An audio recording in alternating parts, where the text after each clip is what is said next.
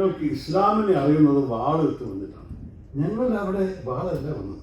ഈ അറബ് ലോകത്തിന്റെ വ്യക്തികൾ ഒരു 1000 വർഷമായിട്ട് കേരളത്തിൽ മോൺസൂൺ വിൻസിന്റെ ഒപ്പം സമാധാനത്തോട് വന്നിട്ട് നമ്മുടെ നാട്ടിൽ ഇരുന്ന് നമ്മുടെ ജനങ്ങളൊപ്പം മിക്സ് ചെയ്ത് അവിടെ എല്ലാ വർഷവും കുറച്ച് മാസങ്ങൾ താമസിച്ച് ബിസിനസ്സൊക്കെ ചെയ്ത് പിന്നെ മോൺസൂൺ വിൻസ് മാറുമ്പോൾ അവർ തിരിച്ചു പോയവരെ ഇങ്ങനെ കുറേ നൂറ്റാണ്ടുകളായിട്ട് വന്നിട്ട് ഞാനൊരു ഇത് വായിച്ചിട്ടുണ്ട്.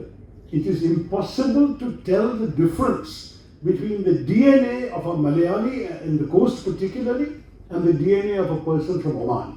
അവരുടെ കൾച്ചർ വേറെ ആയിരിക്കും, അവരുടെ ഭാഷ വേറെ ആയിരിക്കും, പക്ഷേ DNA വഴിക്ക് നമ്മൾ ഒരേ ജനം. അത്രത്തോളം 2500 വർഷങ്ങളായിട്ട് ഇന്റർമിക്സിംഗ് ആണ് നടന്നിട്ടുണ്ട്. അതാണ് കേരള അനുഭവം.